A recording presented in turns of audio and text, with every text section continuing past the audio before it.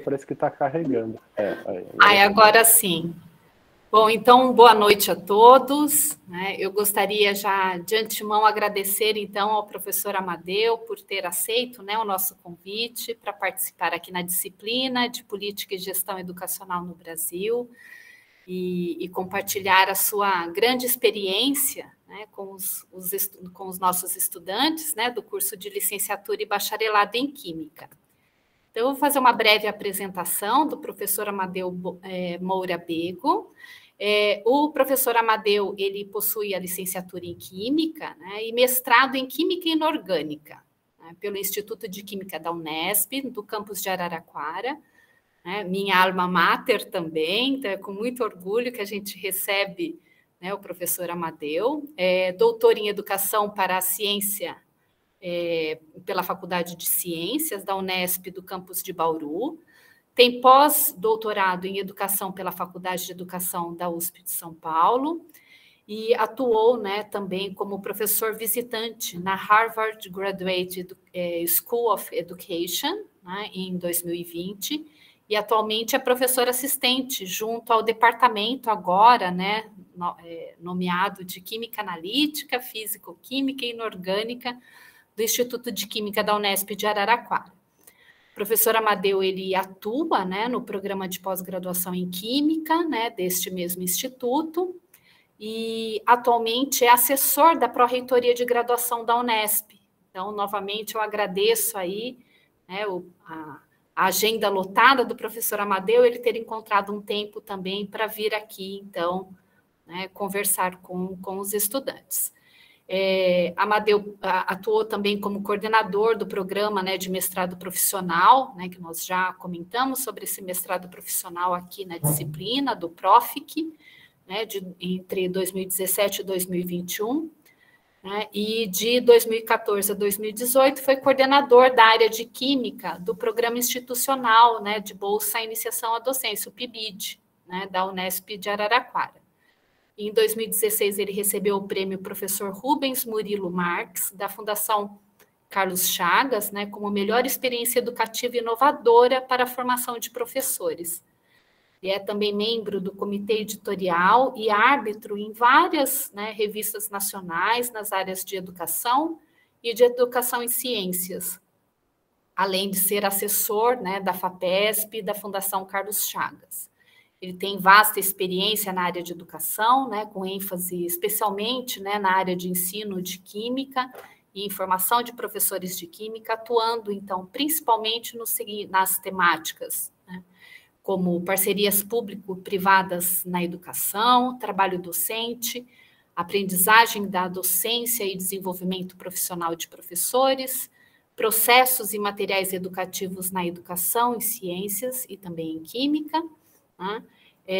O professor Amadeu ainda, ele é líder da rede de inovação e pesquisa e ensino de química, a RIPEC, e agora é com enorme prazer, então, que eu agradeço novamente a participação do professor Amadeu e passo a palavra para que ele, então, estabeleça aí um diálogo aí com os estudantes. Obrigada, Amadeu.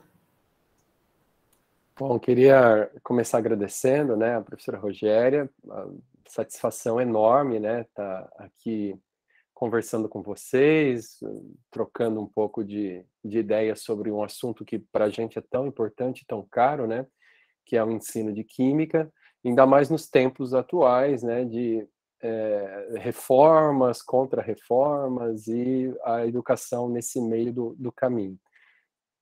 Sempre o convite de alguém que é aqui da casa é sempre encarado como uma ordem, a gente sempre vai estar participando e aceitei prontamente assim que foi possível inserir na agenda, mas sempre à disposição para participar de eventos aqui da nossa co-irmã. Bom, a partir do que a gente tinha conversado, eu fiz alguns recortes de uma discussão. Pretendo não fazer uma apresentação muito longa para sobrar mais espaço para a gente trocar, fazer perguntas, debater, né, os assuntos que vão ser tratados aqui. Eu escolhi como título para essa apresentação o novo ensino médio. Aí eu explico depois o porquê que eu coloquei entre parênteses ali o novo, né, ensino médio e o ensino de química. Para a gente começar a conversar, eu trouxe aqui para vocês um caso investigativo que o nosso grupo de pesquisa produziu, né, ou vem produzindo aí nos últimos anos, para despertar, né, a curiosidade de vocês, para estimular o debate que eu pretendo que a gente possa fazer ao final dessa apresentação. A ideia não é que a gente veja todos os escritos desse mapa conceitual aí, né, mas eu só trouxe aqui para vocês para falar 3 coisas bem rápidas.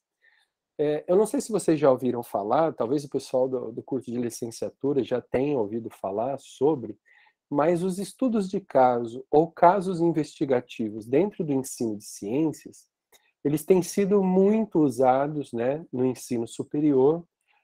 No Brasil, nem tanto, né, porque eles são considerados uma estratégia de aprendizagem ativa, né, que faz com que os estudantes se envolvam muito para debater tópicos, temas, desde química, conceitos químicos mesmo, ou temas da área de educação. Eu tenho usado muito os casos investigativos aqui nos nossos cursos de licenciatura, em função de inserir os estudantes, que serão futuros professores, em situações do dia a dia da sala de aula. Então, aqui eu trouxe esse mapa para vocês, só para mostrar que um caso investigativo não é muito simples de ser produzido, mas não é impossível, né? Tem vários exemplos na literatura. Eu vou mostrar um que a gente produziu, nosso grupo de pesquisa produziu há um tempo, e os benefícios de aprendizagem e os desenvolvimento de habilidades que uma aula expositiva não teria capacidade de desenvolver, os casos podem fazer isso. De modo geral, pessoal, bem simplificado, o caso é, como o próprio nome diz, né, é um caso particular que você vai contar uma história, tem que ter personagens, tem que ter falas, tem que ser estimulante e tem que gerar um conflito.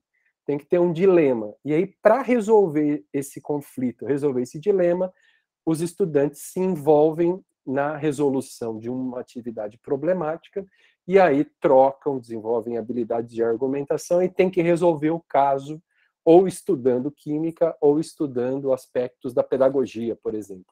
Os cursos de medicina acabam usando muito os estudos de caso para estudar sobre algum tipo de tratamento, de diagnóstico, né? E o pessoal da área de química, da área de ciências da natureza, física e biologia, tem começado a incorporar os casos também no ensino superior. É muito legal, tem uma literatura vasta sobre isso. Bom, feito esse preâmbulo, eu queria mostrar para vocês um caso que a gente produziu, chamado Estudar Química para quê? E a ideia é estimular vocês. É claro que a gente não vai conseguir aqui num sistema online fazer o debate desse caso, mas só para vocês terem uma noção do que seria esse caso, eu vou introduzir a historinha e depois eu faço a minha apresentação para vocês pararem para pensar sobre alguns aspectos, principalmente os futuros professores vivenciam, né, nos estágios ou irão vivenciar fatalmente quando estiverem numa sala de aula. Do que trata esse caso que a gente produziu? É um professor de química orgânica, ele está lá dando aula sobre classificação de cadeias carbônicas, no 3º ano do ensino médio. Aí esse professor está lá, dando aula dele de química orgânica, quando ele percebe que tem um estudante que não está prestando atenção, não está copiando o que está na lousa e, além disso, ele está usando fone de ouvido para ouvir música.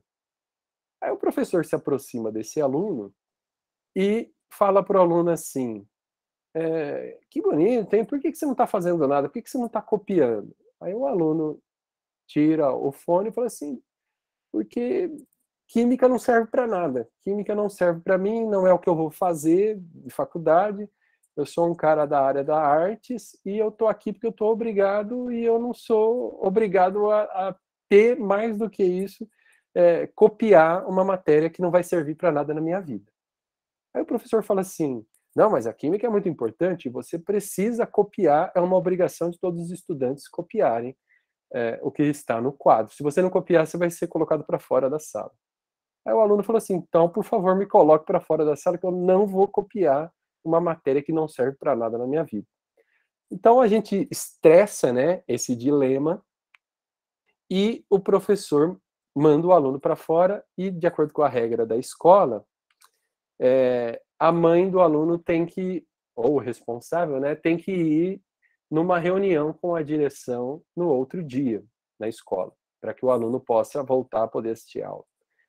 Aí, na reunião com a diretora e a presença do professor, a mãe, por incrível que pareça, vai lá e fala assim, na frente da diretora e do próprio professor de química, mas meu filho está certo, química não serve para nada. A química deveria ser estudada só por quem vai seguir a área científica, não por quem quer fazer aula, quer seguir a carreira artística, por exemplo, que é a intenção do meu filho. E como ele é um rapaz muito crítico, ele não gosta de ficar seguindo coisas que são impostas. E a mãe vai lá e coloca um artigo publicado pela artista Denise Fraga em 2014, não sei se vocês ficaram sabendo dessa época, a comunidade dos químicos veio abaixo, teve até uma manifestação da Sociedade Brasileira de Química de repúdio, mas a atriz, ela publicou esse artigo no jornal Folha de São Paulo, com o título Química, pra que te quero? Que é falando que ela não gostava de química e que os filhos dela também não gostam, que ela não via a necessidade de estudar algumas disciplinas que ela chamava de memorização, né, de conteúdo enciclopédico que não servia para nada. E aí a mãe vai lá, joga o jornal na mesa e fala assim, ó, se a própria atriz, deixa eu voltar aqui, se a própria atriz, que é de quem eu sou fã, diz que não química não serve para nada, eu concordo e meu filho que não gosta de ciências também não tem que estudar química. Ele está estudando química por uma obrigação. Bom, aí, como todo caso investigativo, ele tem que colocar um dilema e uma questão disparadora para os alunos resolverem. Então, se nós estivéssemos agora em aula, eu iria pedir para vocês debaterem melhor os personagens e vocês, se colocando no lugar do professor de química, vocês têm que dar uma resposta embasada, teoricamente, pedagogicamente, do porquê o aluno deveria estudar química.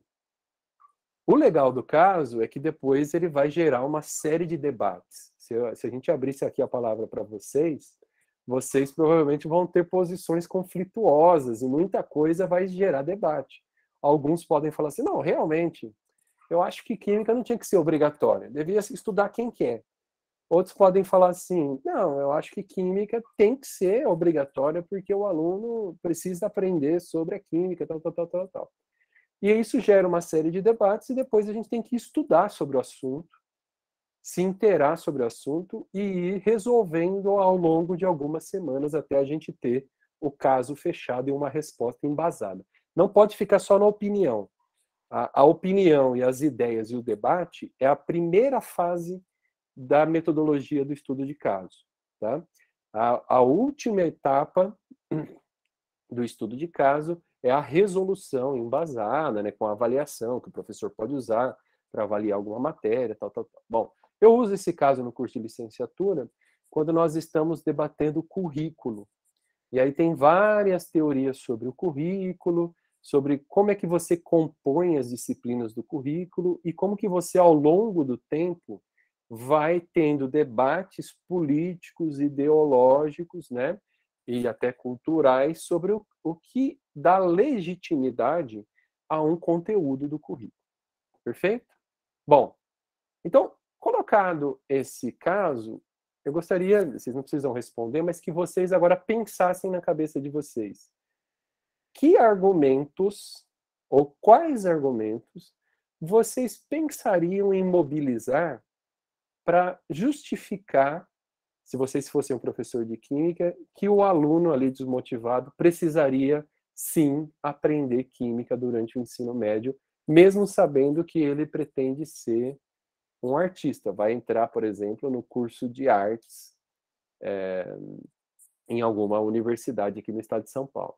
Então, sabendo já que ele já tem essa intenção, por que ele precisaria aprender química, né? E química orgânica em particular? Então, com isso em mente,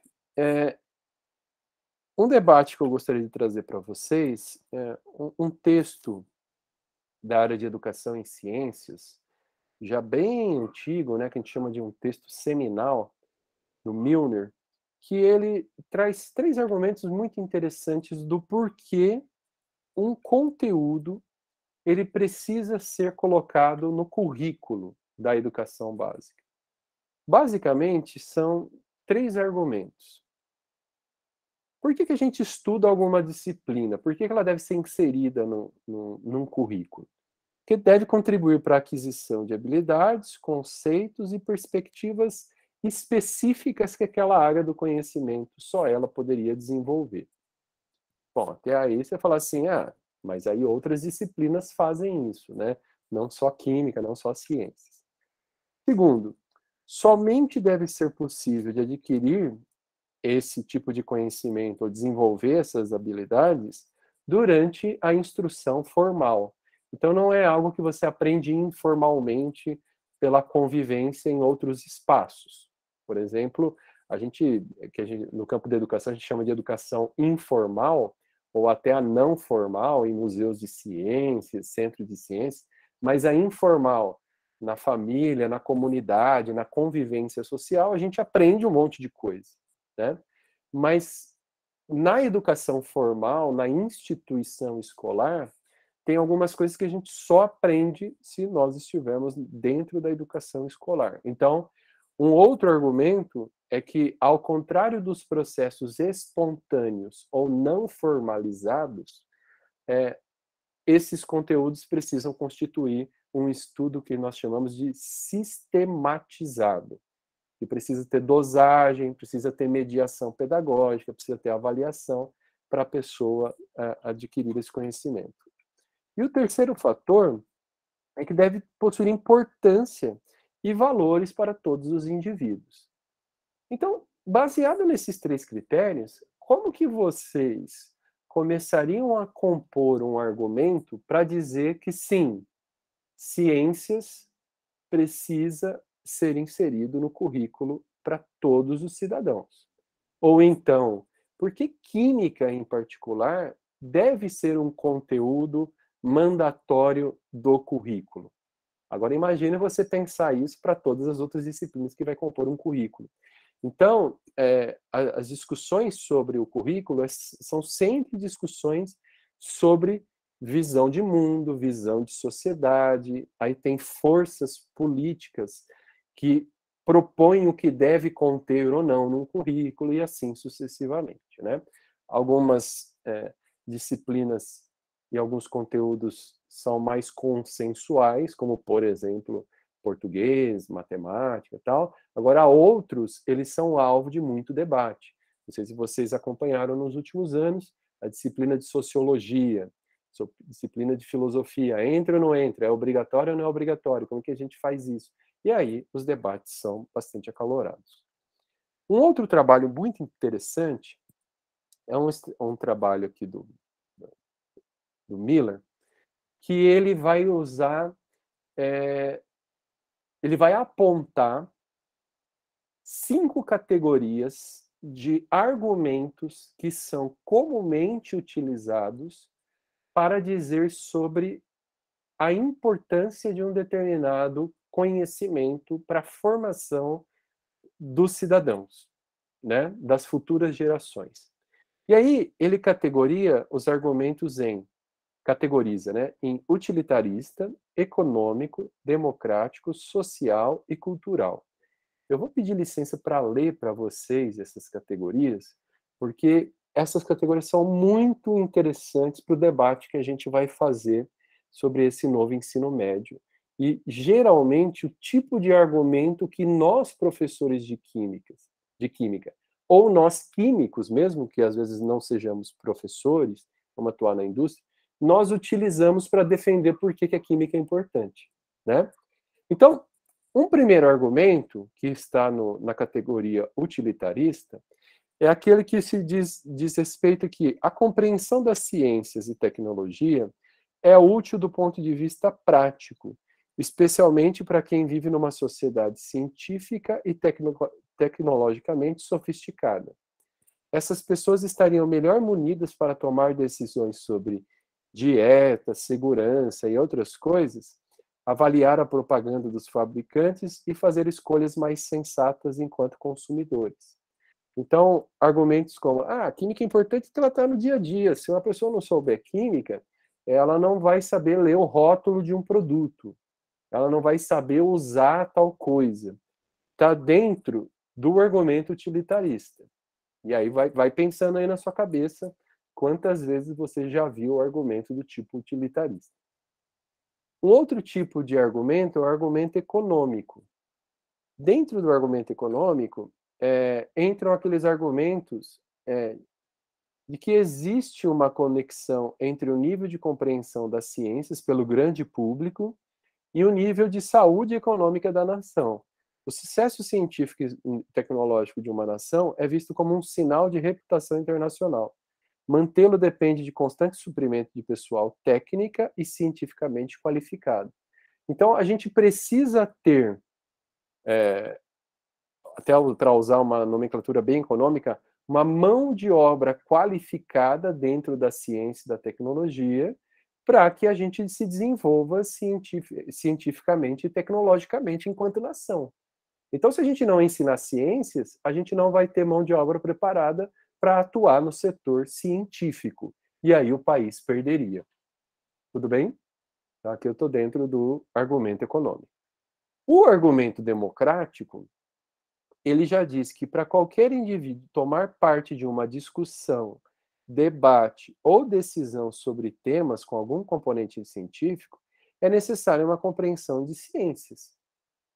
Decisões sobre transporte, política energética, teste de drogas, tratamento, destinação de resíduos, devem ser tomadas, acabou cortando aqui, desculpa, por pessoas que conheçam um pouco de ciência, tenham bases de conhecimento científico. Então, vocês viram o debate sobre vacinas. E quando você vai para o debate lá no Congresso, em outros lugares, o pessoal às vezes não sabe a diferença entre ficou na moda, né, vírus e protozoário, aquelas coisas todas. Então, você tem que ter um mínimo de formação científica para entrar num debate sobre decisões importantes da sociedade. O argumento social diz que é importante manter ligações entre ciências e cultura geral. A especialização e o crescimento da natureza técnica da ciência moderna são vistos como problemas sociais que levam a uma fragmentação incipiente e à alienação da maior parte do público a respeito da ciência e da tecnologia. A melhoria da compreensão pública da ciência vai levar a uma maior simpatia pela ciência e o seu financiamento. Então, como a nossa sociedade é uma sociedade que está em volta da ciência e da tecnologia, a gente não pode alienar o grande público desse conhecimento que é da ciência. Então, todos deveriam ter acesso aos conhecimentos produzidos, porque isso vai levar até uma maior compreensão e legitimação da ciência para até a gente ter financiamento. Nós estamos vivenciando, por exemplo, agora, a professora Rogéria pode até confirmar para vocês, né, um corte do orçamento da ciência e tecnologia como nunca visto. Isso assim, acaba sendo uma ressonância de uma sociedade que não valoriza a ciência e a tecnologia como bens da soberania de uma nação, né? E por último, nós temos o argumento cultural. de que a ciência seja uma importante aquisição da nossa cultura, e que o público jovem precisa ser capacitado a entendê-la e apreciá-la. Devemos festejar a ciência como um produto cultural. Ora, se a cultura humana produz uma série de conhecimentos ao longo da história, todos devem se apropriar dessa cultura para se inserir na sociedade. E aí, o Miller vai fazer uma discussão para a gente, muito bacana, que é uma discussão de que você não precisa usar apenas um argumento, mas que argumentos que seriam mais frágeis, como, por exemplo, o utilitarista, ou então o econômico, ele possa ser complementado por outros argumentos que vão dar maior sustentação à defesa por uma determinada área do conhecimento como uma área importante para compor um currículo. Porque, por exemplo, se eu uso só um conhecimento, um argumento utilitarista ou econômico, eu posso ser facilmente refutado por argumentos como esse da mãe do aluno lá, de que o aluno ele não vai fazer isso para a vida dele. Quem quer ser cientista, se a sociedade precisa de cientistas e de pessoas para trabalhar com tecnologia, que a pessoa possa escolher. E só quem escolheu por aquilo que vai estudar. Meu filho não precisa estudar química. Química não vai servir nada para ele. Mas aí ele não vai saber usar um produto e tudo mais. Não. Se ele for alfabetizado, ele lê e só segue as instruções. Ele não precisa entender a química que está ali de trás. Assim como a gente, às vezes, vai andar de avião, a gente não precisa saber todos os princípios do funcionamento de uma turbina. Você vai lá e usa o avião. Só que se você começar a avançar para outros tipos de argumento, como o democrático, o social, o cultural, você vai reforçando alguns tipos de argumento, como, ora, a ciência é um bem cultural produzido pela humanidade, em que todos devem ter acesso. Olha lá, o argumento cultural com o democrático. E se eu não forneço esse conhecimento para os jovens que ainda não terminaram a sua formação, eu estou alienando esse jovem de conhecimentos que são importantes, que vai dar mais potência para que ele participe da comunidade e dos espaços democráticos. E se ele não tiver acesso a essa cultura, ele é mais suscetível a uma série de, por exemplo, fake news, abacate com pH 27, né, coisas que matam a Covid, que vocês viram, e ele não desenvolve, né, uma série de ou não desenvolve um repertório científico, artístico, cultural para entender e participar de maneira mais sofisticada e mais ativa da sociedade. Deu para entender?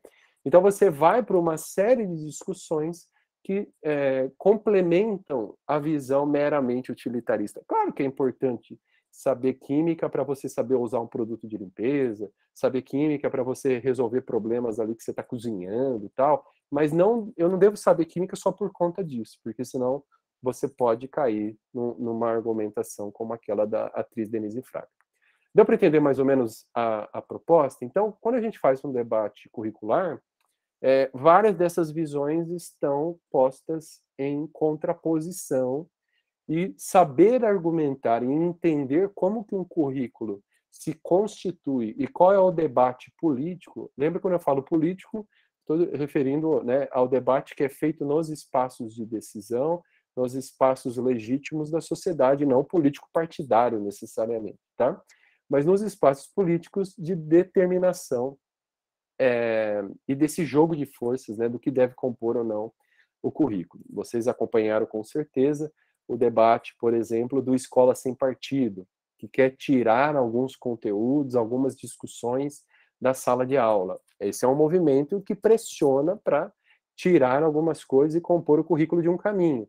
Você pode ter já outros grupos que defendam a importância da tolerância, da diversidade, da democracia, do respeito ao próximo, e que aí querem colocar alguns conteúdos como legítimos dentro do debate da educação básica de todos os cidadãos.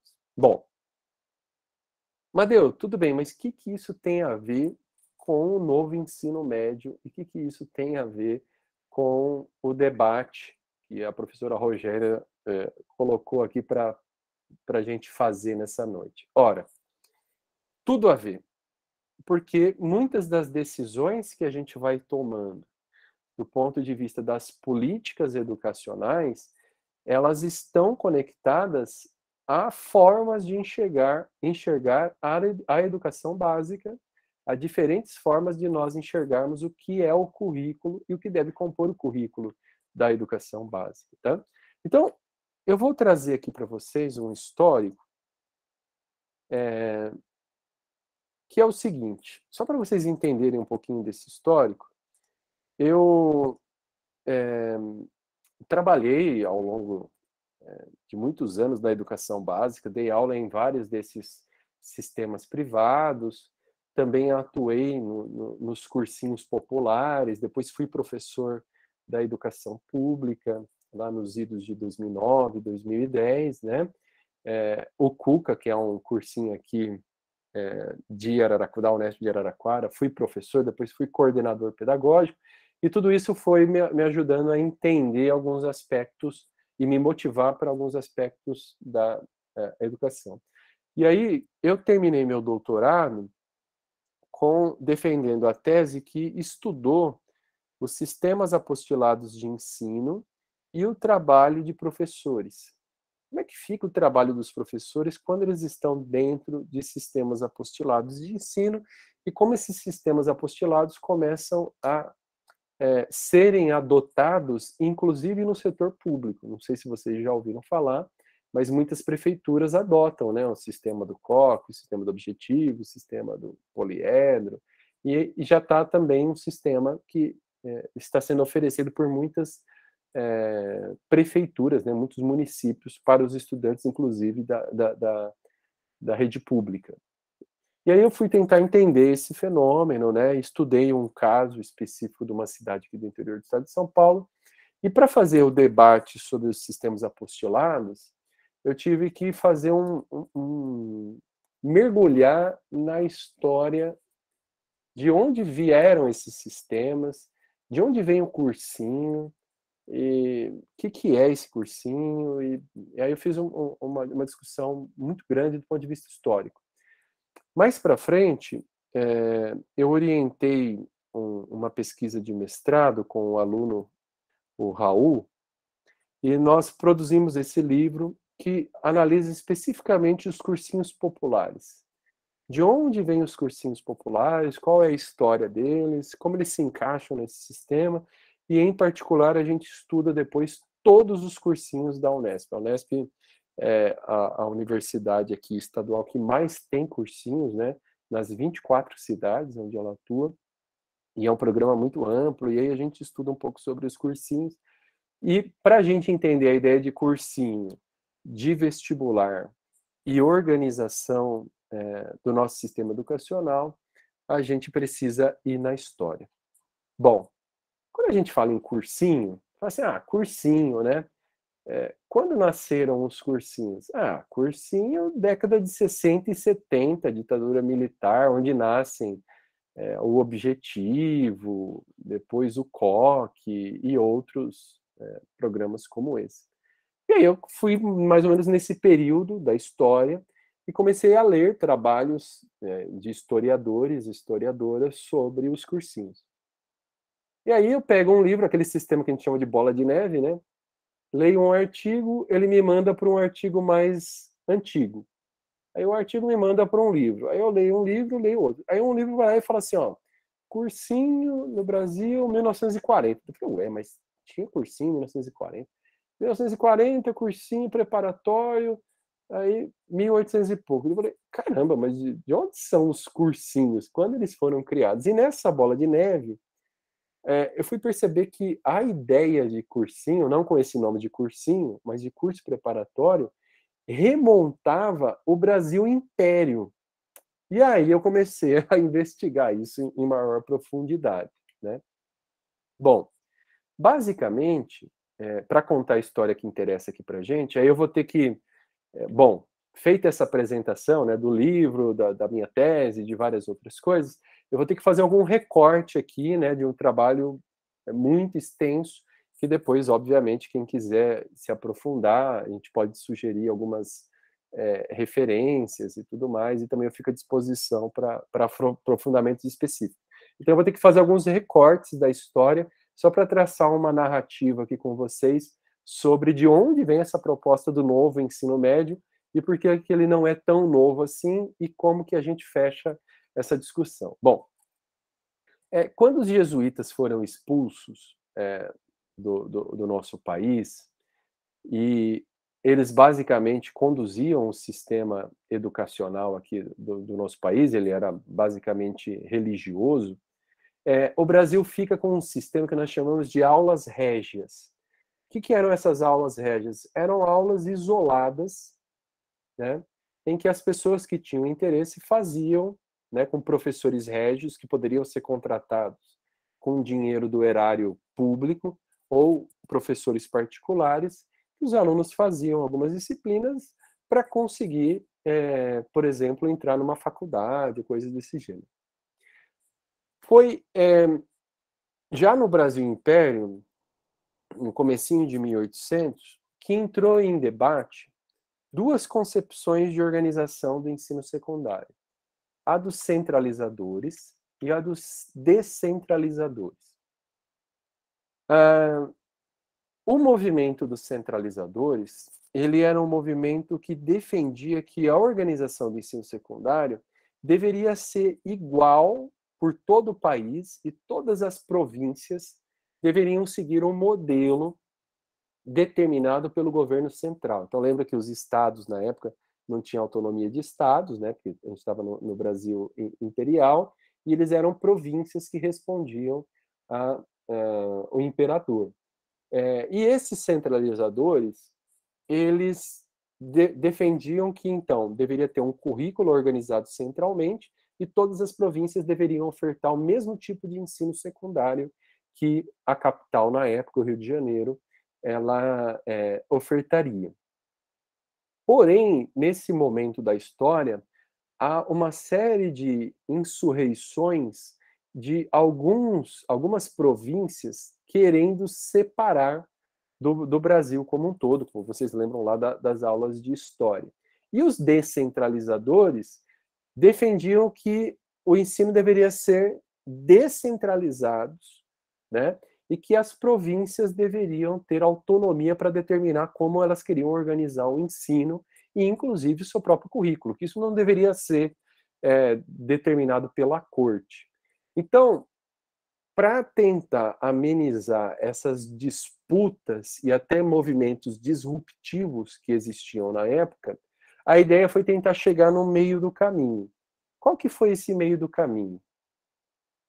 O meio do caminho foi esse ato adicional de 1834, que houve, então, a descentralização da responsabilidade pelo ensino secundário. Então, cada província era responsável por fazer o seu ensino e organizar como que suas escolas seriam. Autonomia provincial para abertura e regulação das escolas, porém, o que a professora da USP, inclusive, né, Maria de Lourdes Aidar, desse livro aqui, ó, é muito legal esse livro, que ela analisa o ensino secundário no Brasil Império, ela vai chamar de pseudo-descentralização, porque surge a figura do Colégio de Pedro II, Colégio CEP II, não sei se vocês já ouviram falar, é muito famoso lá no Rio de Janeiro. Aqui está até uma foto dele, existe até hoje esse Colégio de Pedro II, ele é um colégio federal, né? E tem algumas outras unidades, como o colégio modelo da corte. Eu vou até falar um pouquinho mais sobre isso, porque essa história é muito importante para essa discussão que a gente vai fazer. O que é esse colégio modelo da corte? Ele é um colégio que tinha no formato de internato, portanto, os alunos que iam lá estudar, eles ficavam lá internos, né, do colégio, faziam o ensino secundário. O ensino secundário tinha aproximadamente 7 anos, e eles já saíam no colégio como bacharéis em letras, no ensino secundário. E todo aluno que fazia o ensino no Colégio da Corte, ele já ganhava uma autorização, é como se fosse um certificado, para poder fazer qualquer faculdade do ensino superior. A gente não tinha um sistema de universidades, né, à época, mas esses alunos eles já tinham habilitação automática. Só ter o título de bacharel, ele estava autorizado a fazer qualquer faculdade, faculdade de Direito, faculdade de Medicina, fazer engenharia e assim sucessivamente.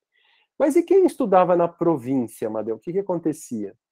Eles tinham que ou conseguir uma autorização do Colégio de Pedro II, ou então fazer o que eles chamavam de exames parcelados de acesso. O que eram esses exames parcelados? Na época, você não tinha um vestibular, né? Fazia vestibular, conseguia entrar no ensino superior. Eu tinha que pegar uma série de certificados, por isso que eram chamados exames parcelados, né? Que me compondo lá, sei lá, 7, 8 exames, eu ia numa faculdade e entregava esses exames, e aí eu tinha autorização para poder fazer a faculdade. Então, por exemplo, eu estudei lá em Pernambuco, não fiz o colégio de Pedro II. Eu quero agora vir para o Rio de Janeiro fazer a faculdade de Engenharia Química. Inclusive, no Rio de Janeiro, é uma das primeiras faculdades de Engenharia Química da história do país, né? Queria ir lá fazer Engenharia Química no Rio de Janeiro. Eu tinha que apresentar um certificado de matemática, de língua vernácula, por exemplo, português, de francês, né, porque exigia francês, matemática e mais algumas outras matérias, e se eu mostrei que eu passei nessas provas individuais, eu tinha depois autorização para poder fazer o curso de engenharia química. Então veja que você acabou montando um sistema que, embora as províncias poderiam fazer o ensino secundário do jeito que elas quisessem, como para fazer a universidade precisaria ter alguns conteúdos que eram exigidos nos exames, você acaba meio que controlando, por isso que a professora Maria Aidar, ela chama de pseudo-descentralização, né? Então, você centraliza, deixa o colégio modelo da corte, que é o CEP2, e esse colégio determina, vamos dizer assim, como deveria ser o currículo. Então, naquela época, pessoal, imagina, estamos em 1800, nós tínhamos um sistema que era mais ou menos assim, ó. Ensino primário, ensino secundário no CEP2, exames parcelados de preparatórios e ensino superior. Então, se eu quisesse ir para o ensino superior, eu tinha 2 caminhos possíveis. Ou eu fazia o ensino secundário na corte, e embora o colégio de Pedro II era um colégio público, tinha uma taxa, né? Porque como era em regime de internato, geralmente só a elite da elite, filhos de grandes fazendeiros tal, iam estudar lá porque eles tinham que pagar para alimentação, para eles dormirem, ficarem lá no colégio, tal. Então imagina, num Brasil de analfabetismo gigantesco, né? Quem que ia fazer ensino secundário e quem que depois ia fazer o ensino superior, né? Mas enfim, ou você ia fazer o colégio da corte, ou então você estudava na província e tinha que enfrentar os exames parcelados. E aí, um ou outro caminho é o que dava acesso ao ensino superior. Então, a elite da elite da elite estudava aqui, e aqueles que precisavam ficar nas províncias, se quisesse fazer ensino superior, ainda assim precisaria fazer esses exames para mostrar que tinha a certificação necessária para fazer faculdade. Aí, minha gente, nessa época, já surge exatamente um sistema paralelo. Como o ensino secundário ele não era obrigatório, eu não precisava fazer o ensino secundário para ir para o ensino superior. Ou eu fazia o colégio da corte, ou eu mostrava os exames parcelados. Eu poderia não ter estudado, né, numa escola secundária, mas se eu fosse lá e fizesse os exames e passasse nos exames, eu poderia fazer uma faculdade de medicina, por exemplo.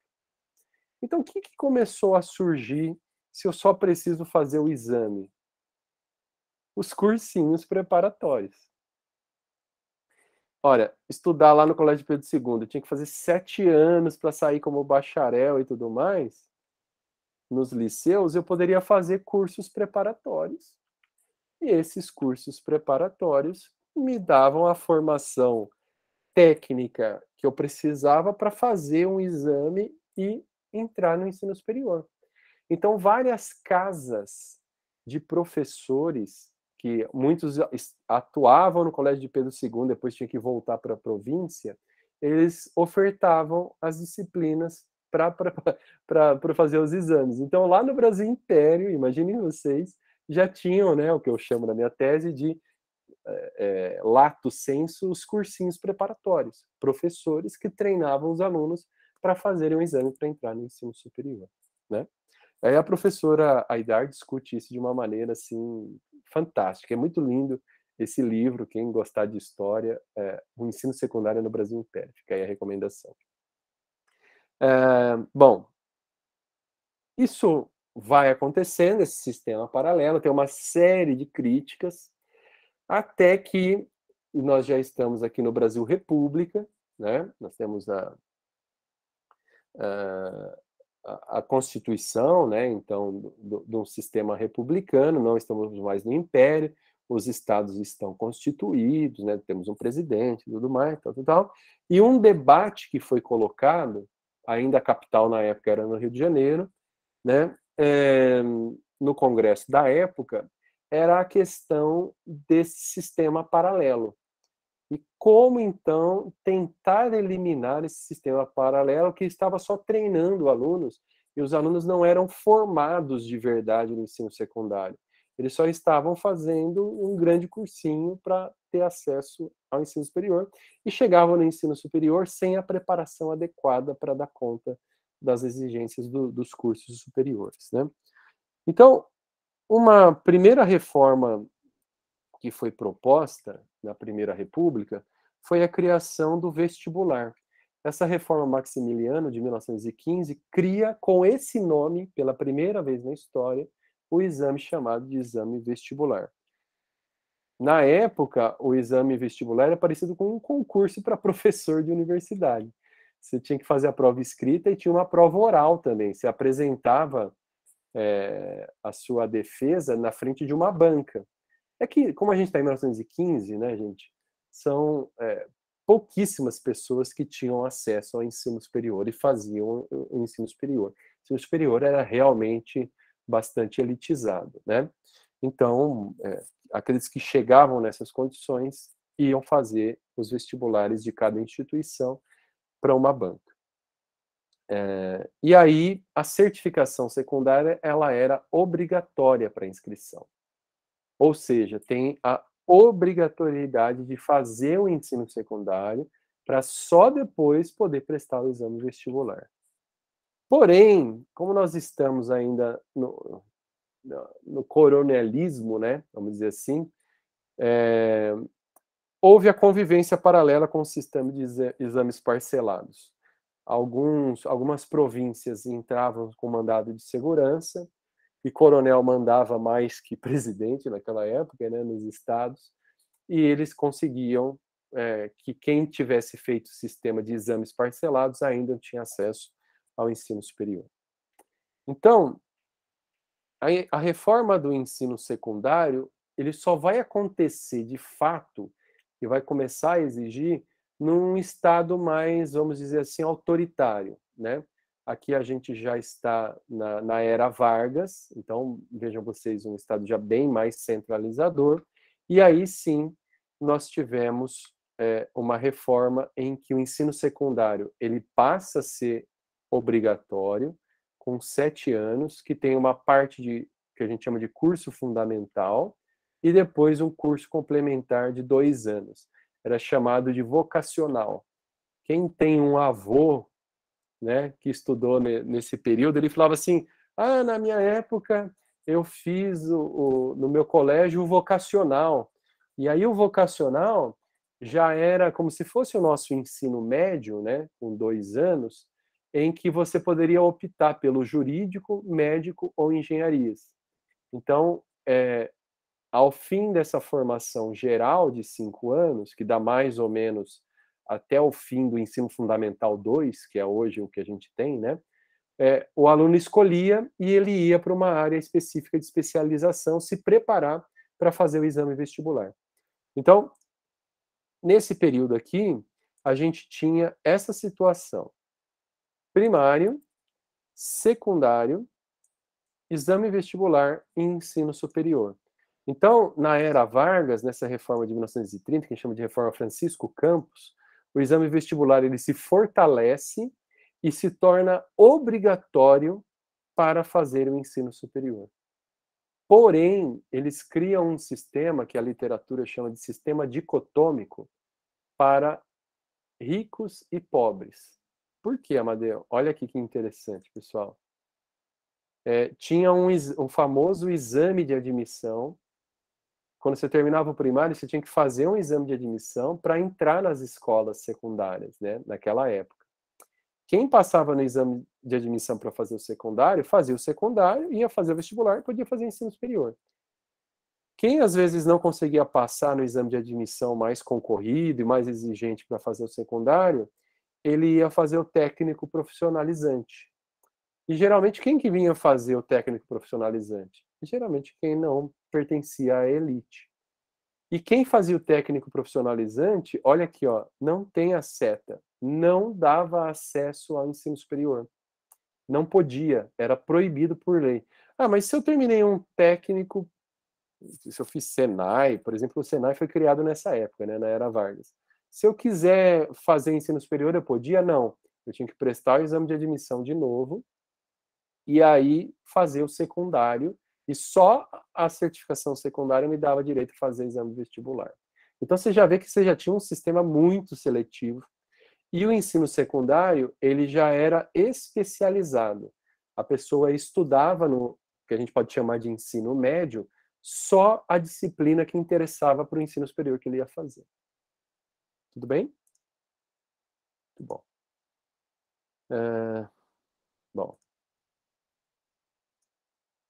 Então, tá aqui. E o vestibular, pessoal, ele tinha uma função que a gente chamava de habilitatória. O que era a função habilitatória? É igual a que era lá em 1915. Eu não precisava concorrer com ninguém. Eu ia para uma banca, mostrava que eu tinha um conhecimento, ou era aprovado ou reprovado. Se eu era aprovado no vestibular, eu tinha direito a fazer o ensino superior. Quem estudava, por exemplo, no colégio de Pedro II, tinha direito a fazer ensino superior. Então, a gente chama de habilitação. Não era sistema de concorrência, como a gente tem hoje, né? Se 80 pessoas prestaram a prova e foram considerados habilitados, passaram pela banca, 80 pessoas têm o direito a fazer. Mas se eu não tiver vaga? A universidade tinha que se virar. Só que como a gente está ali, ó, em 1930, 1940, faculdade de medicina, direito, engenharia, pouquíssimas pessoas chegavam em condições de prestar o vestibular e ir para o ensino superior, né? Para você ver como era elitizada, né? Elitizado o nosso ensino superior. Bom, em 1961, né, considerada a primeira LDB numa democracia plena, né, fora da ditadura Vargas, né, depois do período de JK, tudo mais, nós temos a primeira Lei de Diretrizes e Bases, a primeira LDB, de 1961. Essa LDB, ela já foi muito mais discutida, foi a primeira lei a estabelecer, né, as diretrizes, né, da educação, e aí ela faz a equivalência de todos os ramos de ensino, e assegurou a liberdade de ensino de todas as unidades federativas, só que também acabou afrouxando as regras para que as escolas privadas também pudessem aumentar o número de unidades. E aí o que aconteceu então? Com a LDB de 1961, a gente permanece com esse sistema que foi introduzido na era Vargas, porém, agora acontece a equivalência de todos os níveis. Se você fez o ensino secundário regular ou se você fez o técnico profissionalizante, ambas as certificações são consideradas equivalentes. E aí todo mundo, então, tem direito a fazer o ensino superior. Tanto um que foi por um caminho, quanto o outro que foi pelo outro caminho. tá bom? Porém, o ensino médio, ele ainda estava dividido entre ginásio, que dava formação geral, e colégio, que dava formação específica. Lembra lá, né? Jurídico, médico, né? As pessoas já faziam aquilo que elas pretendiam prestar no ensino superior. Aqui, então, pessoal, a gente fica com o que a literatura chama de educação secundária ou ensino médio propedêutico. O que significa ensino médio propedêutico? Significa que é só um local de preparação, de passagem, né? Ele não tem uma função em si mesmo. É um lugar que eu preparo para as pessoas ascenderem um outro nível de ensino, tá?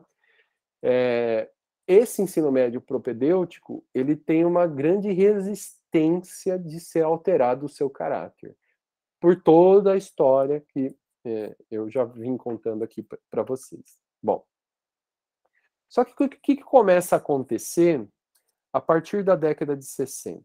Se vocês derem uma olhada aqui, a população brasileira, que era majoritariamente rural, ela já começa a se urbanizar. As cidades começam a aumentar. Aqueles 50 anos em 5 do JK, né, a política de industrialização do próprio Getúlio Vargas, fez com que algumas grandes cidades crescessem muito, que a gente já começasse a ter uma cultura e uma produção industrial, uma cultura urbana, que essa cultura ela demanda por maiores níveis de escolarização. Então, o que começa a acontecer com o ensino secundário aqui, ó? Começa a aumentar abruptamente, olha de uma década para outra, o quanto cresce o número de alunos matriculados no ensino secundário. Ou então, no ensino técnico profissionalizante, ó. Começa a aumentar bastante o contingente.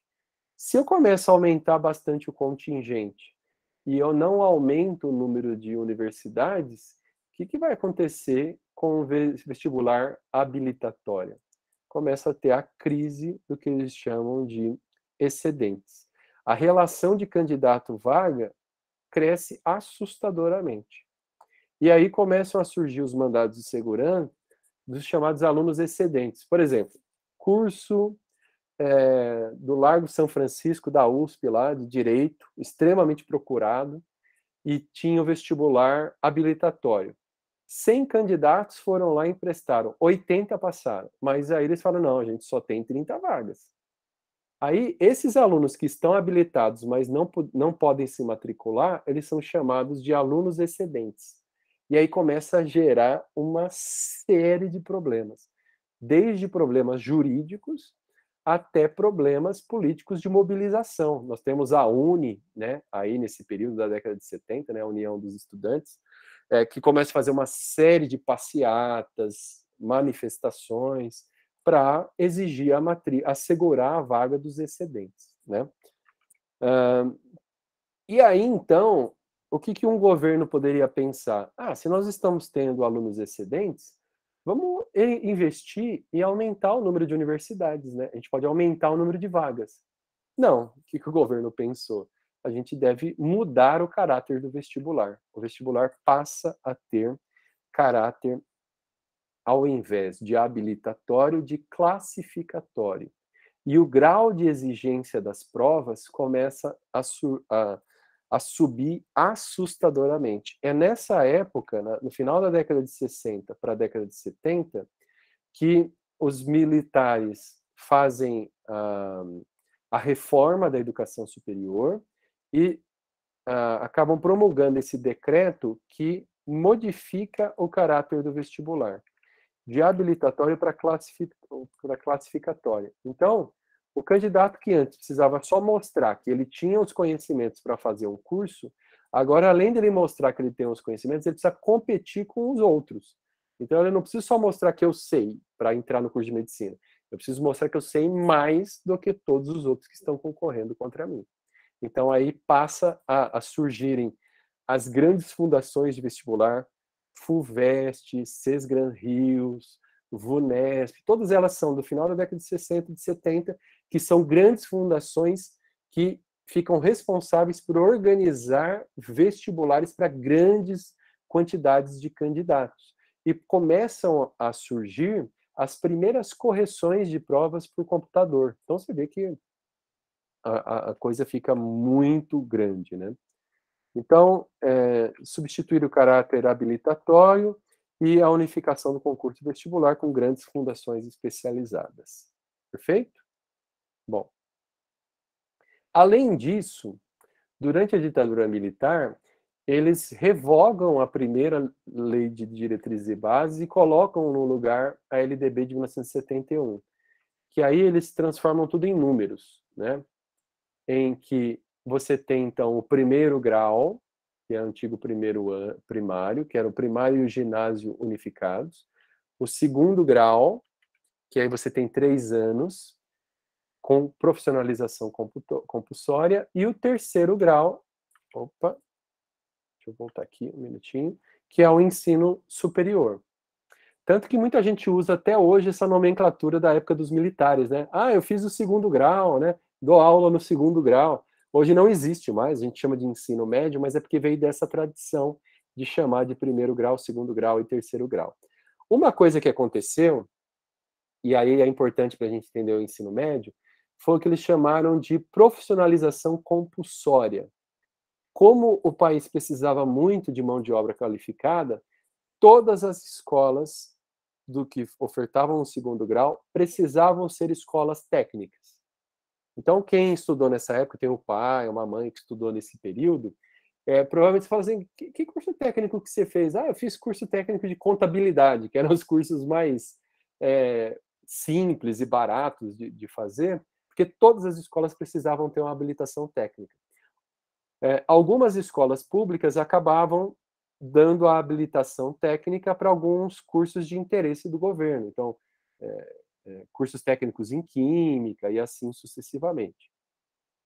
Mas as escolas privadas, elas passam a oferecer cursos técnicos de fachada, que muita gente queria fazer o ensino secundário só para passar no vestibular, e ao invés de focar em formar profissionais, eles estavam focados em preparar os alunos para o vestibular.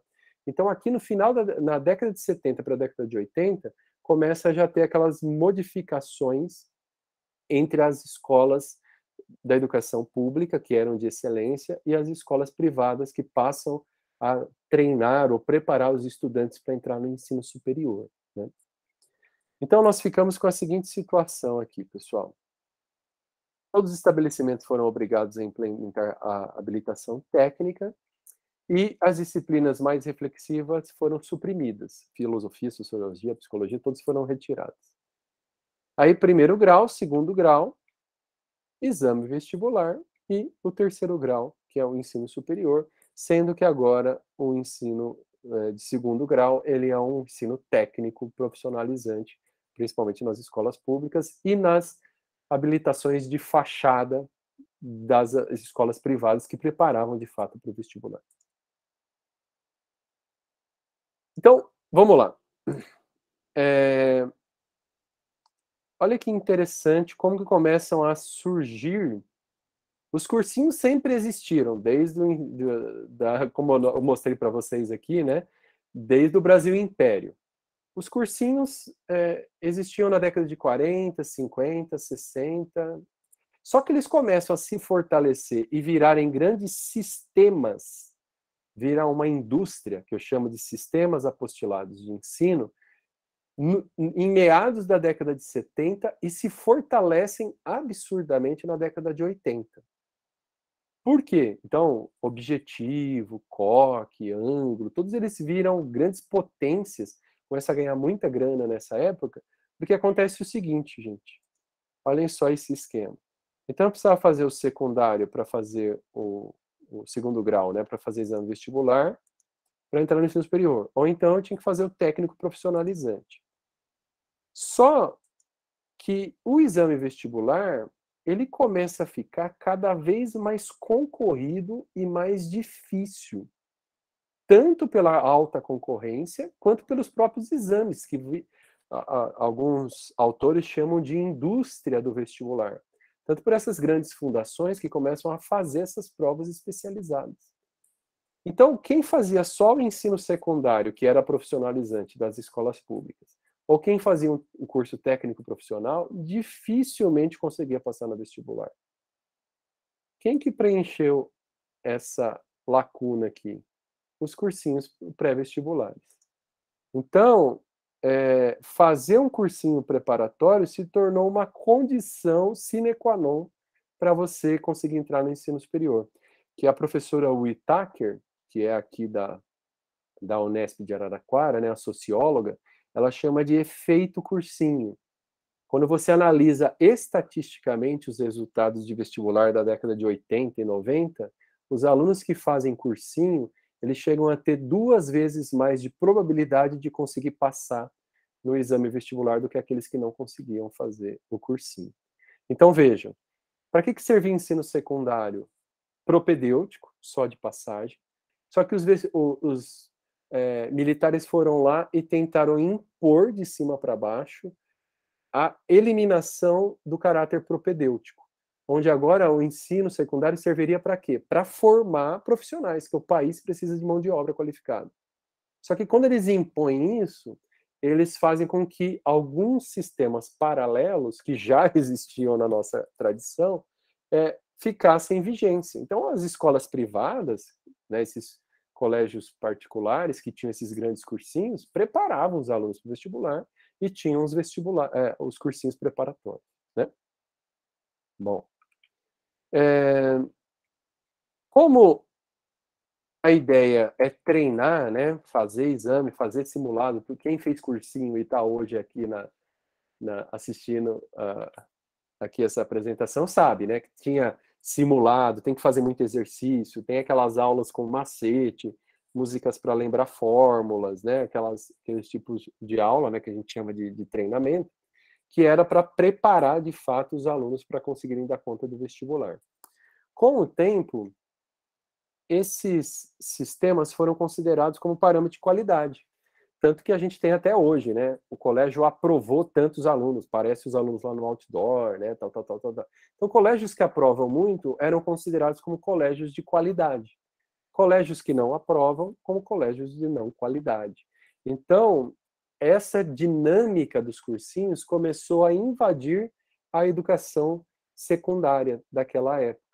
E aí, então, o ensino secundário, principalmente nos colégios privados, eles passam a ser secundários propedêuticos de preparação, a despeito do que a lei denominava. Tá certo? Muito bem. Então, como eu disse para vocês, os sistemas apostilados passam a virar grandes potências e atuar na forma de franquias. Por isso que aí agora é marca, né? Então, que vai para várias cidades. Às vezes não é o próprio dono. A pessoa abre e compra a marca e o sistema apostilado junto para poder exibir a marca e conseguir atrair mais alunos. Essa dinâmica, pessoal, ela acaba indo para o ensino secundário e a formação propedêutica ela acaba sendo basicamente acentuada pelos colégios privados durante essa região, durante esse período, que cresceram absurdamente em termos de número de alunos e em termos de influência e status. E, contrariamente, nós tivemos um grande período de precarização da educação pública e diminuição do seu status justamente por, às vezes, não darem conta de terem índices como os colégios privados. Bom, já estou caminhando aqui para o final para dizer o seguinte. E a LDB de 1996? Com o período de redemocratização, lá em 1987, 1988, com a nossa nova Constituição, houve um amplo debate desde 1988 até 1996, envolvendo diversos setores da sociedade, que estava em pauta vários assuntos. Quais assuntos estavam em pauta? Primeiro, como que a gente tenta eliminar esse caráter propedêutico muito forte da educação secundária. Como a gente faz para ter uma educação que todos os cidadãos tenham direito e que ela não seja determinante do futuro? Tipo, quem fez técnico profissionalizante é a camada da população mais pobre que tem que obrigatoriamente ir para o mercado de trabalho. Quem faz o ensino secundário regular é a elite, que eles sim conseguem ser treinados para o vestibular e entrar no ensino superior. Então, muitas dessas discussões estavam em pauta. E para resolver essa proposta, eles organizaram um amplo acordo nacional para reorganizar a estrutura e funcionamento da educação básica brasileira. Qual é a ideia, então?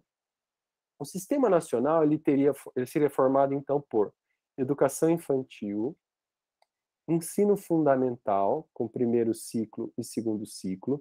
Depois teve uma ampliação, né, do segundo ciclo para o ensino fundamental de 9 anos, mas isso em 1996 ainda, né? O ensino médio e podendo ter habilitação técnica ou não tendo habilitação técnica, mas em ambos os casos você estaria na mesma modalidade, né, no mesmo nível que é o ensino médio, e o ensino superior. E olha só que interessante, gente. Essa composição aqui de educação infantil, ensino fundamental e ensino médio formaria o que a gente chamava de educação básica.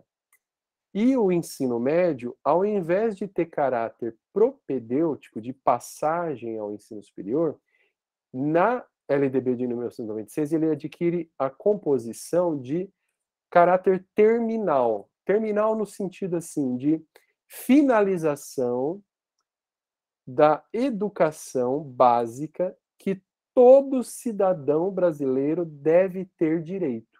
Então, para eu formar um cidadão, o que eu preciso? Da educação infantil, educação fundamental e ensino médio. Que todos possam ter direito para completar uma educação de qualidade, que é chamada de educação básica, que deve ser assegurada pelo Estado. Estou falando de concepção, depois a prática é outra coisa, como que foi acontecendo isso ao longo dos anos, mas falando de concepção.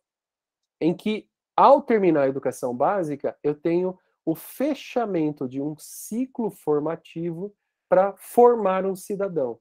E a partir dali, ele pode prosseguir para aquilo que interessa, ou para o mercado de trabalho, né, para o mundo do trabalho, ou então aqueles que quiserem continuar para fazer o ensino superior. Então, o ensino médio, ele passa a ter uma função em si mesmo. Ele não vai preparar para alguma coisa, ele vai fechar a formação básica de todo cidadão. Então veja que aqui nesse caso, para que eu precisaria estudar química? Ora, porque química vai ajudar a compor você como um cidadão, para depois você tomar as decisões que você quer tomar, ou continuar no ensino superior, ou então ir para o mundo do trabalho. Tudo bem? Deu para entender aí a ideia? Bom, então, nós ficamos com a seguinte situação aqui, ó. Opa, desconfigurou, desculpe. Forma educação básica, exame vestibular, ensino superior, ou então vou para os estágios, processos seletivos, vou para o mundo produtivo. Só que o ensino médio, ele termina a educação básica. Só que vocês imaginem, né? Qual a influência de alguns ramos do setor privado, de algumas concepções, não necessariamente o ensino médio conseguiu resolver esse problema e alguns colégios continuaram com caráter propedêutico preparatório acentuado e algumas escolas da educação básica não conseguiram dar a ideia de caráter terminal para o ensino médio. Várias reformas foram feitas para tentar, né, os parâmetros curriculares nacionais, as diretrizes curriculares nacionais, para tentar melhorar, né, essa ideia do ensino médio, mas o ensino médio ainda acabava tendo uma série de problemas. E daí que vem, então, para finalizar a minha fala, esse novo ensino médio. Por que eu coloquei lá na minha apresentação esse novo entre parênteses? Porque, olha só, o que faz esse novo ensino médio? A primeira coisa, muitos autores criticam esse novo ensino médio porque, ao invés de vir como uma lei que foi amplamente debatida, o ensino médio ele foi imposto por uma medida provisória pelo presidente à época. Só depois, a medida provisória, quando ela caduca, né, ela foi debatida no Congresso e ela foi aprovada. Então, a medida provisória se transformou em lei em 2017. O que ele fazia? O antigo ensino médio era de 800 horas por ano e todas as disciplinas eram obrigatórias.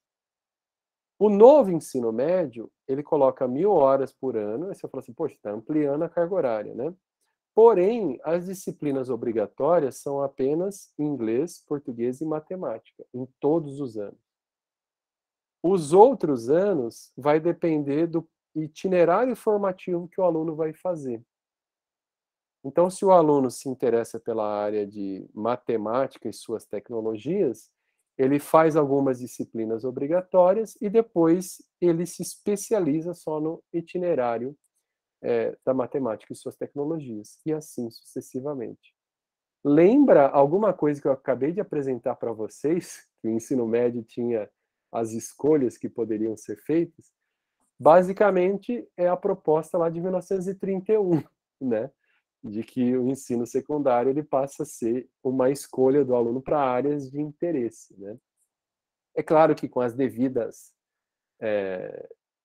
características, né, que não são tão divisórias como naquela época, mas que tem mais ou menos esse espírito. Então, antigamente, o aluno tinha 2.400 horas e ele tinha que fazer todas as disciplinas. Então, química geralmente tinham 2 aulas por semana, 3 aulas por semana, mas durante todo o ensino médio. Aí, a parte obrigatória, ele cai para 1.200 horas. Então, não precisa pensar muito, porque para quem for escolher a área que não é de ciências da natureza, com certeza ele vai ter menos química. Ele vai estudar muito menos química. Vai estudar só no primeiro ano, né? E aí depois pode não ter mais química no currículo no segundo e no terceiro ano. Vai depender muito do arranjo de como vai ser organizado o currículo. Então, na própria reforma eles dizem o seguinte: como que vão ser determinados os itinerários formativos? Pelas demandas e necessidades do mundo contemporâneo, está na lei. Pelos interesses, aptidões e perspectivas de futuro, né?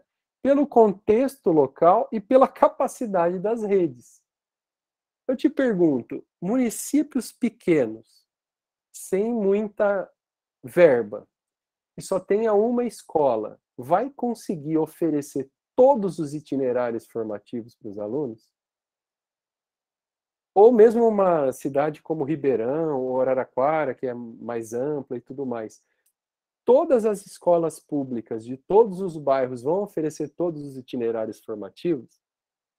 Aí um aluno de periferia, se ele quer fazer um itinerário que não tem no bairro dele, ele tem condições de bancar passe, dinheiro e tudo mais, para ir para uma escola muito longe da onde ele estuda para fazer o itinerário que ele, em tese, iria fazer, ou ele vai acabar fazendo só o itinerário que está disponível ali para ele, que é o que tem naquela escola. Deu para entender? Então, isso é uma situação de muita preocupação pelos especialistas da área. Porém, a lei também dá a possibilidade de fazer o itinerário integrado. O aluno pode fazer mais de um itinerário se ele optar por isso. Eu pergunto, quais serão os colégios que vão ter condições de oferecer todos os itinerários para todos os alunos? Muito provavelmente os colégios de elite vão oferecer todos para deixar o aluno bem preparado para entrar no ensino superior. Essa é uma das possibilidades, né?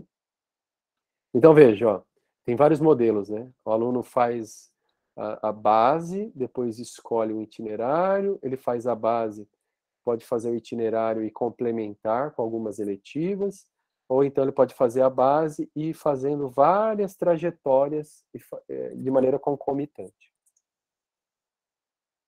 Então, aqui um exemplo, né? O aluno faz 800 horas da área de conhecimento e depois faz mais 400 horas da área de matemática, de linguagem e depois da área de matemática. ou então ele faz a base e só no segundo ano ele faz a opção por uma área, e aí depois só estuda aquela área no segundo ano e no terceiro ano. Ou então ele pode ir intercalando outros tipos de itinerário.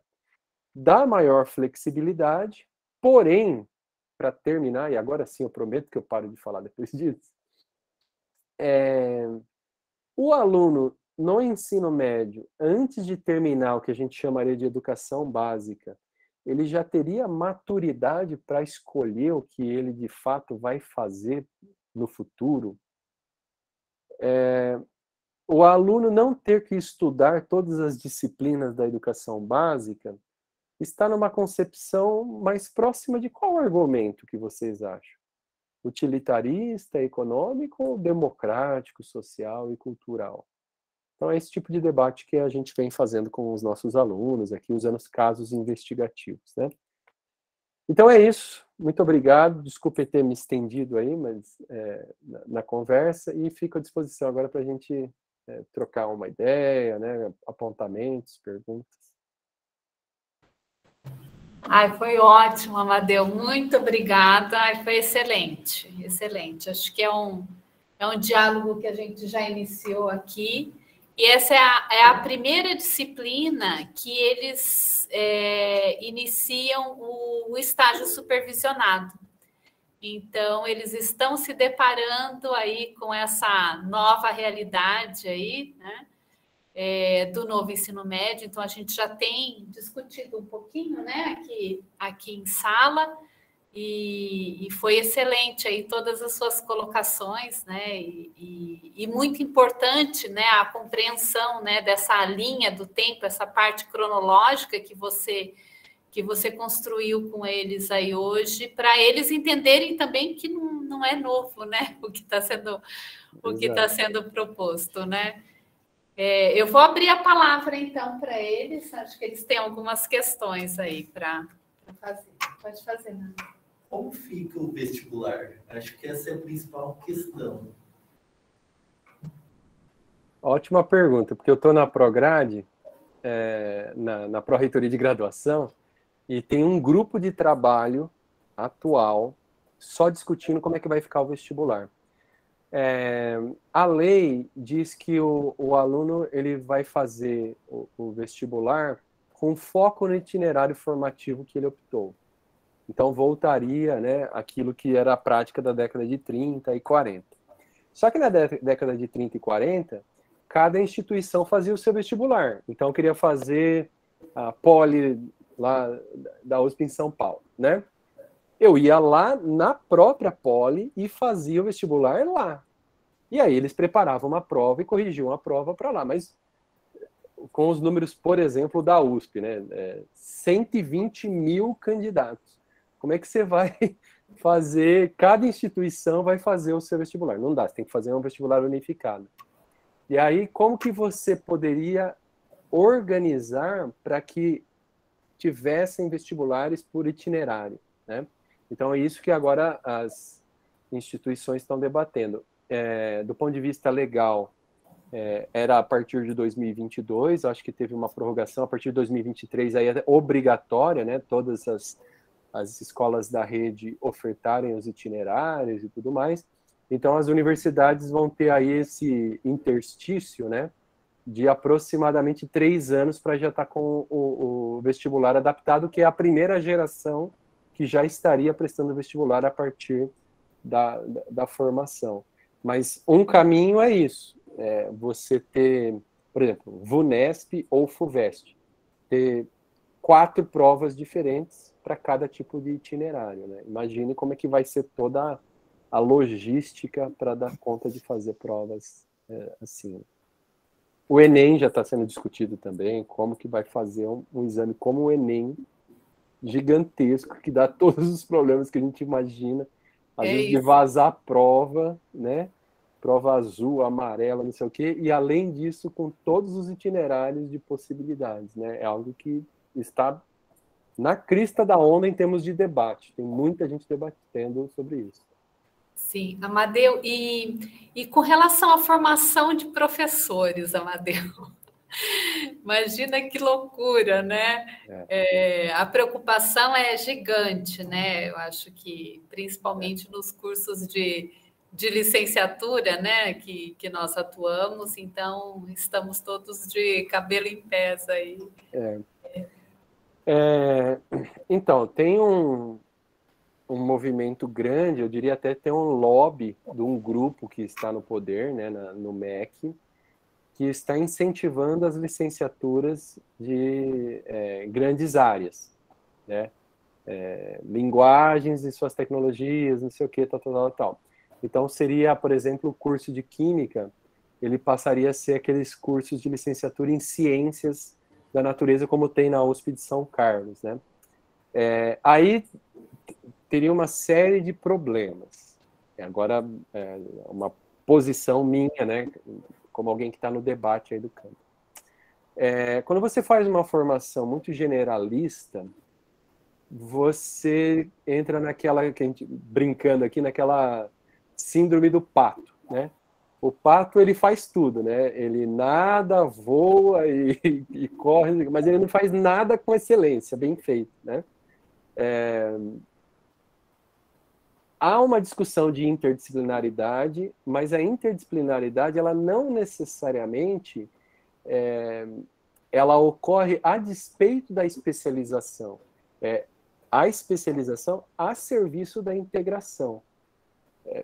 Tem vários autores que trabalham com formação de professores, por exemplo, Schumann e vários outros depois dele, que falam que o conteúdo específico ele é fundamental para a qualidade de atuação de um professor. Então, o professor que sabe química, ele não deve saber só a química superficial que ele vai ter que ensinar para os alunos. Ele tem que saber a química em profundidade, no mesmo nível de um bacharel, por exemplo, né? Claro que sem as especializações técnicas específicas, mas no mesmo nível de sofisticação, para, sabendo no alto grau de sofisticação, aí sim fazer as transposições didáticas para quando ele vai ensinar o conteúdo básico. Mas se você diminuir essa especialização e essa sofisticação, você corre o risco de um professor que, primeiro, não tem muita segurança para dar diferentes disciplinas, química, física, matemática, biologia, e segundo, que não vai ter muita competência de transposição quando ele tem que abordar conteúdos um pouco mais sofisticados. Então, imagina, alguém que fez... acontece muito isso nas pesquisas, né? Alguém que fez um curso de biologia, quando ele tem que dar aula de equilíbrio químico, ele tem uma série de limitações de conceito e aí ele acaba passando mais superficial, mais memorização de alguns pontos e vai embora, né? Muitas pesquisas mostram isso com formação de professores. Então, eu diria o seguinte, Rogério, vai ter uma tendência grande para que as universidades façam esses cursos por área, interdisciplinares. Eu acho que vai ter uma resistência grande das próprias universidades, que tem autonomia, né? Em última instância, a universidade decide ou não se vai abrir esses cursos. Só que aí depois esse aluno formado nos cursos de especialização, licenciatura em Química, como que depois ele vai ser contratado nos concursos que vão abrir para dar aula nesse novo ensino médio, que aí vai ser por áreas, né? Coisas do gênero.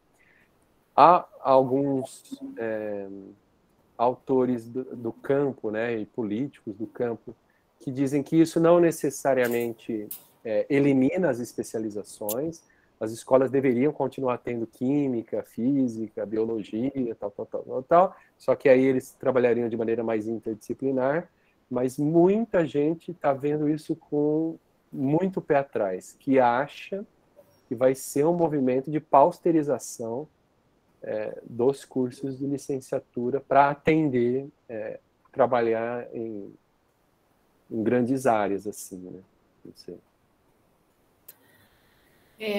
Grandes desafios aí, e eu acho que vai ser importante a parte da resistência, né, para que o diálogo ocorra, né, e que não venha só de uma direção, né, novamente tudo imposto e rápido e brutal aí, né, então que os diálogos se estabeleçam para a gente chegar realmente num ponto aí em que a gente consiga formar um profissional também crítico, né, para atuar no novo ensino médio, mas de maneira crítica também, né? Eu acho que assim, muita coisa está em pauta. Algumas pessoas reconhecem alguns pontos de avanço interessante, como flexibilização do currículo, né, forçar uma certa interdisciplinaridade, mas do modo como foi feito, meio de cima para baixo, não foi muito bem recebido pela comunidade como um todo, pelas escolas. Algumas escolas ainda estão tateando como é que eles vão dar conta de fazer as coisas, né? Então, a gente tem visto assim com muitas restrições todo esse movimento atual. Né? Sim, aqui acho que até na última discussão o Marcelo Motocani esteve aqui na disciplina, né? E aí ele estava compartilhando com a gente também algumas, né, experiências que ele teve, por exemplo, de escola em Dumont, que não tem, foi exatamente no mesmo sentido que você colocou, não tem nem a capacidade, né, ali de gestão toda ali para oferecer os itinerários formativos que deveriam ser, né, ofertados aí aos estudantes. E é uma loucura, né? Porque na minha cabeça assim, é muito difícil de eu imaginar que um estudante que nunca, né, que não teve ainda a disciplina de química, de física, como que ele vai fazer a opção, né, por algo que é tão desconhecido para ele ainda, né? Então é complicado. Vou abrir aqui a palavra, se quiserem fazer questões. Pessoal que ficou em casa aí, dúvidas? Não, tudo certo.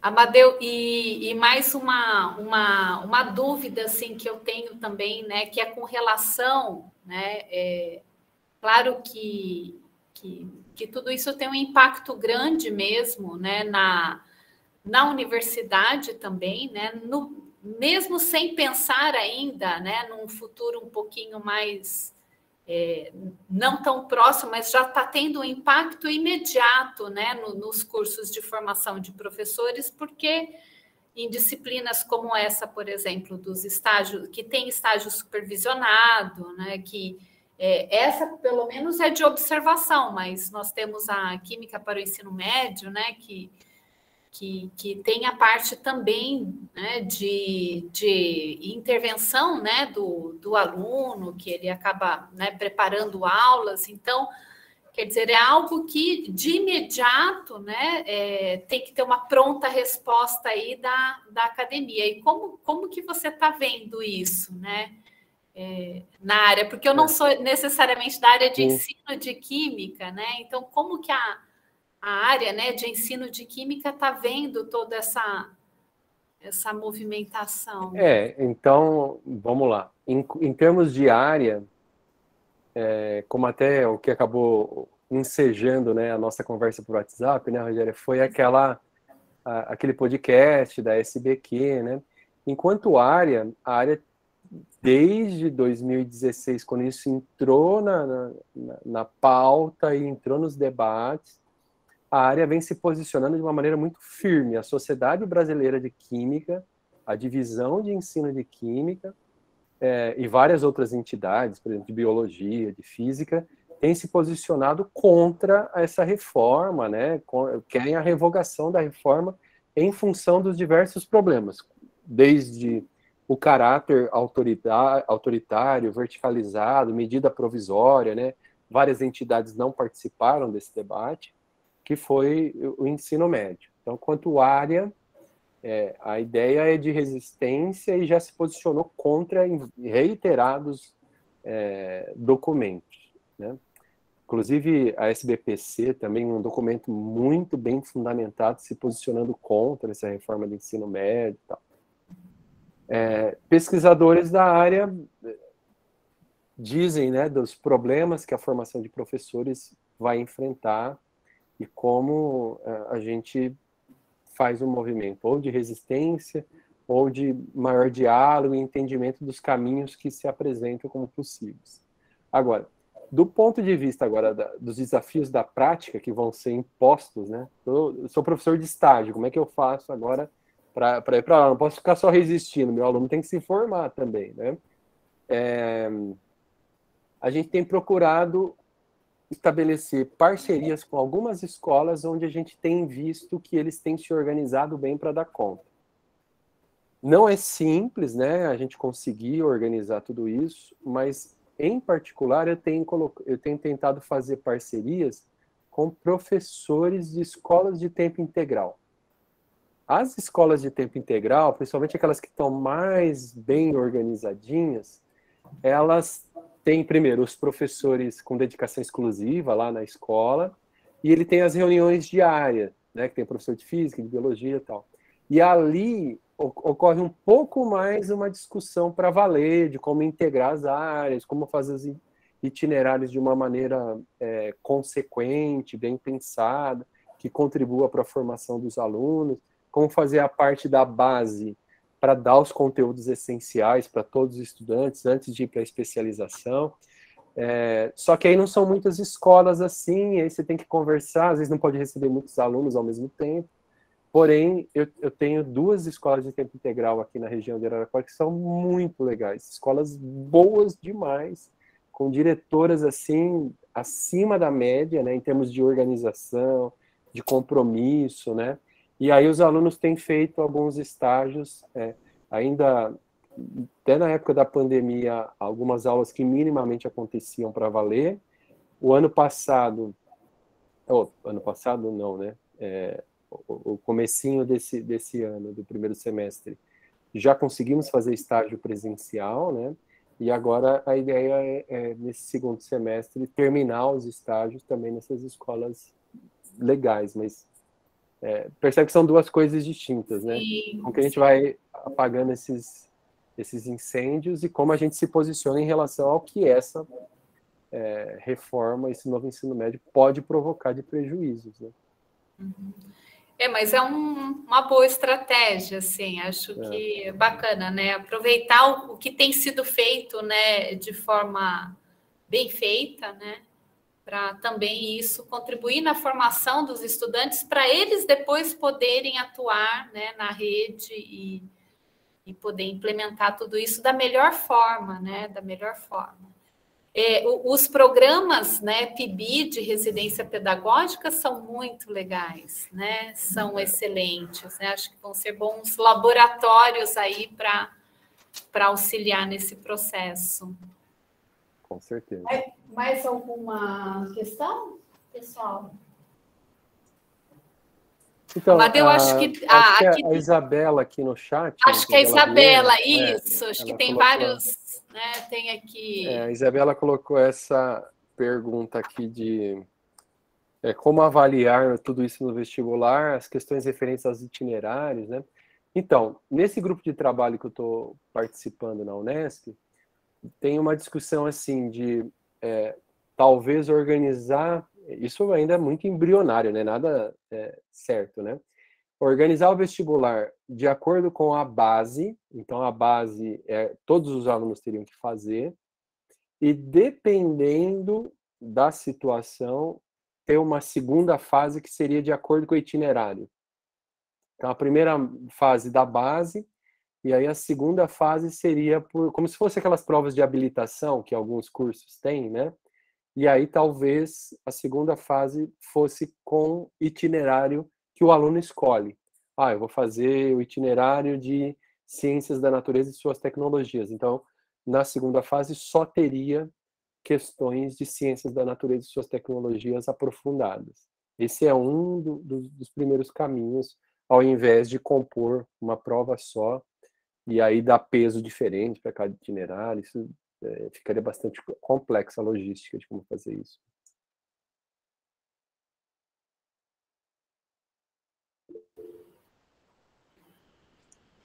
Acho que foi excelente.